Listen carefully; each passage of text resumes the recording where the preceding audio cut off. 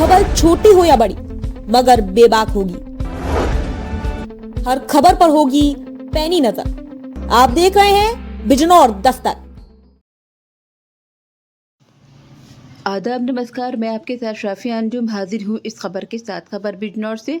झालू चौकी में तैनात एक दरोगा की एक महिला के मुकदमे में जांच के नाम पर उसे अपने साथ रात गुजारने का दबाव बनाने की रंगीन बातें मोबाइल में रिकॉर्ड होने पर पुलिस अधीक्षक तक पहुंचने पर उन्होंने अपना एक्शन लेते हुए झालू चौकी प्रभारी उप निरीक्षक धर्मेंद्र गौतम को निलंबित कर दिया है। पुलिस अधीक्षक के सख्त एक्शन से पुलिस में पहले से ही खलबली मची हुई है। पुलिस की छवि को वो सुधारने में लगे हुए हैं। रिपोर्ट नाजिम अंसारी। मैंने कब कहा सर? आप एक बार बताओ, मैंने कहा एक भी बार?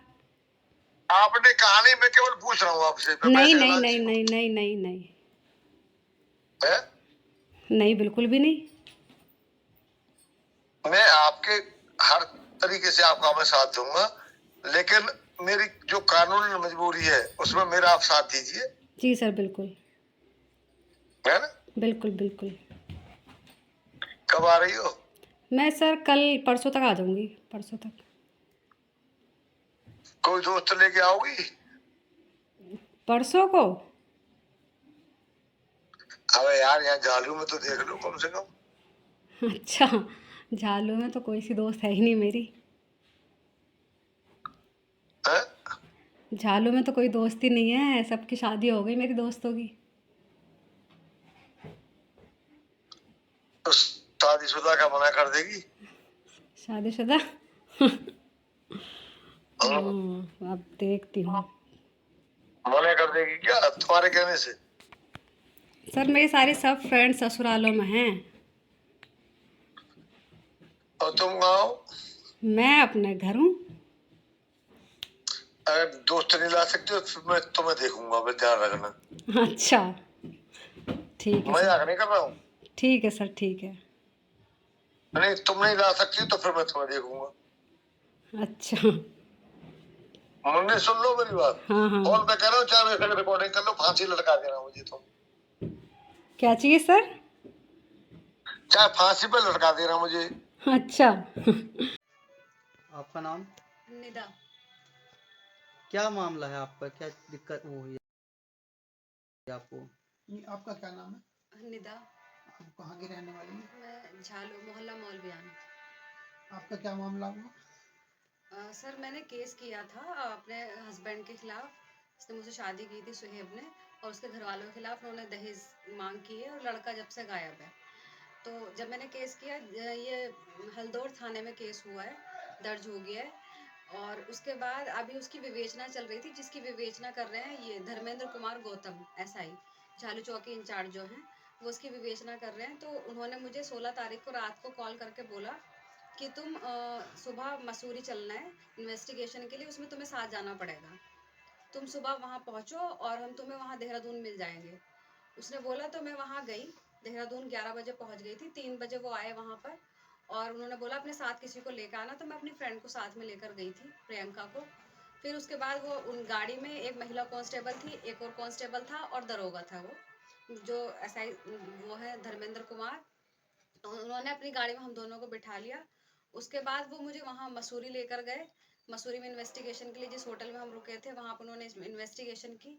तो वहाँ रजिस्टर जो एंट्री थी, वो एंट्री उन्होंने देखी, एंट्री उसमें थी। तो उन्होंने उसकी फ़ोटो कॉपी कराई, उसके जो वहाँ का मैनेजर था जो वहाँ पर था उसके साइन करा के उन्होंने उस पर उसकी मोहर लगवा करके वो वहाँ से सारे प्रूफ ले लिए कि यहाँ पे ठीक है, रुके थे। उसके बाद वो वहाँ पर मुझे बोलते हैं कि तुम अपनी फ्रेंड से पूछ लो ये रात में यहाँ रुक जाएगी क्या। मैंने उनसे पूछा सर क्यों रुकना है, कि कल दिल्ली भी चलना है, थोड़ा पिकनिक भी हो जाएगा, तो यहीं रुक जाते हैं। तुम मेरे साथ रूम में रुक जाना और तुम्हारी फ्रेंड जो दूसरा कांस्टेबल है उसके साथ रुक जाएगी। तो मैंने उनको बोला सर मैं अगर ऐसी लड़की होती तो मैं केस ही नहीं करती। जब उन्होंने ये चीज़ सुनी तो कहने लगे फिर कल दिल्ली भी चलना है ना, तो आज तो रुकना ही पड़ेगा इधर कहीं, तो फिर किसी फ्रेंड का इंतज़ाम करा के दो, किसी को बुला के दो। तो मैंने उनसे वहाँ मना कर दिया। उसके बाद वो वहाँ मसूरी से देहरादून आए। देहरादून में दिलाराम चौक पे मेरी फ्रेंड उतर गई, उसका घर वहीं था, वहीं रह रही थी वो। उसके बाद वो घंटा घर रुके चाय पीने के लिए। तो जो महिला कांस्टेबल थी और जो एक और कांस्टेबल थे सुजीत तोमर करके, हम चाय पीने के लिए घंटा घर में जो टी पॉइंट है वहाँ पर बैठे, और जो दरोगा थे उन्होंने गाड़ी में बैठ के ड्रिंक की। वो बॉटल लेके आए हुए थे अपनी।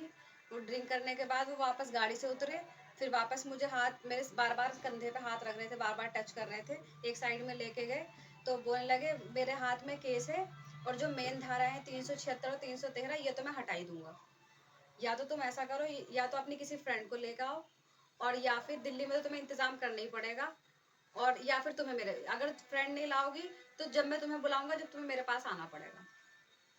सर क्यों आना पड़ेगा? कि इतना तो हम तुम्हें करना ही पड़ेगा, हम तुम्हारी इतनी वो कर रहे हैं, इतने ध्यान तुम्हारा रख रहे हैं, तुम्हें भी तो हमारा ध्यान रखना पड़ेगा, और बाकी धाराएं वाराएं तो फिर वो सब मेरे ही हाथ में, बाकी कुछ होगा नहीं। उसके बाद मैंने उनसे ये कह के मना कर दिया कि मेरी तबीयत ठीक नहीं है, तो मैं उनके साथ वापस यहाँ नहीं आई। यहाँ लाने के लिए साथ में बोल रहे थे कि साथ ही चलो घर पे, क्योंकि कल फिर दिल्ली जाना है। तो मैंने उनसे ये बोला कि मेरी तबीयत ठीक नहीं हो रही, मैं अपने चाचा के घर रुकूंगी, तो मैं कल आऊँगी, कल या परसों आऊँगी। उनको ये बोला, मैं अपने चाचा के घर गई।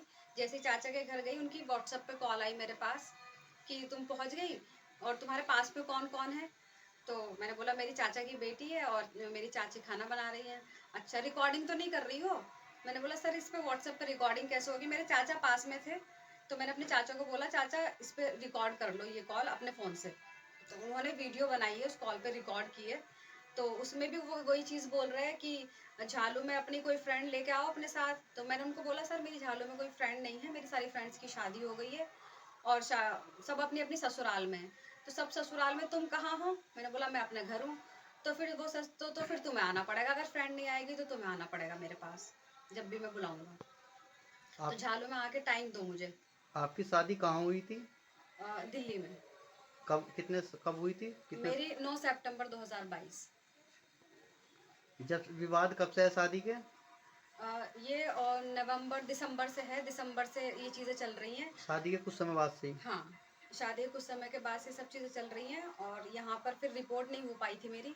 वो उसका जो मामा है वो मुझे बार बार जान से मारने की धमकी देता है। अभी 15 सितंबर को जिस दिन मेरे 161 के बयान थे, उस दिन भी उसका मामा यहाँ आके, जो यहाँ के चेयरमैन है उनके पास आके उसको दरोगा को कॉल की थी। जब मेरे 161 के बयान थे मेरे सामने ही कॉल आई थी कि वो आए हुए हैं। फिर दरोगा उनसे मिला है, उनसे जो भी है। उसके बाद उसके मामा मुझे यहाँ झालू में मिले थे और फिर वही बोल रहे थे कि दरोगा को तो हमने देख लिया है, केस वेस तो बनेगा नहीं और बाकी वापस लेना, नहीं तो जान से मार देंगे। आपने हल्दौर थाने में मुकदमा कब लिखवाया था? हल्दौर थाने में मैंने शुरू में तो मार्च में लिखवाया था, लेकिन मार्च में मेरा कोई यहाँ पे कोई कार्रवाई नहीं हुई थी। तो अभी मैं फिर ADG के पास गई थी बरेली जोन में, तो उन्होंने मुकदमे के लिए किया था। तो ये अभी सितंबर में ही मुकदमा हुआ है, अक्टूबर लास्ट, सितंबर फर्स्ट वीक में मुकदमा दर्ज हुआ है। आपका हस्बैंड का क्या नाम है? सुहेब अहमद। वो जो आप मारने की धमकी दे रहे हैं उनका क्या, मामा का क्या नाम है? अवैस इकबाल। वो कहाँ के रहने वाले हैं? वो है तो नेहटोर के रहने वाले, रहते दिल्ली में। उन्हीं के पास ही? जी मामा उन्हीं के हैं वह? जी जी। 12 सितंबर 2023 को एक महिला ने हल्दौर थाने पर अपने ससुरालजनों के विरुद्ध दुष्कर्म, दहेज उत्पीड़न आदि धाराओं के अंतर्गत FIR दर्ज कराई थी। इसकी विवेचना उप निरीक्षक धर्मेंद्र गौतम द्वारा की जा रही थी। कल इस महिला ने जनसुनवाई के दौरान मेरे सामने उपस्थित होकर एक प्रार्थना पत्र दिया था, जिसमें उन्होंने उप निरीक्षक धर्मेंद्र गौतम के विरुद्ध आरोप लगाए थे तथा एक ऑडियो रिकॉर्डिंग उपलब्ध कराई थी। ऑडियो रिकॉर्डिंग की जांच कल मेरे द्वारा एक महिला उप निरीक्षक से कराई गई। ऑडियो रिकॉर्डिंग में उप निरीक्षक धर्मेंद्र गौतम द्वारा अमर्यादित बातें कही गई हैं। इन बातों का तत्काल संज्ञान लेते हुए उप निरीक्षक धर्मेंद्र गौतम को मेरे द्वारा निलंबित किया गया है तथा इनके विरुद्ध आंतरिक संप्रेक्षण प्रकोष्ठ को जांच सौंपी गई है। जांच उपरांत इनके विरुद्ध नियमानुसार वैधानिक कार्रवाई की जाएगी।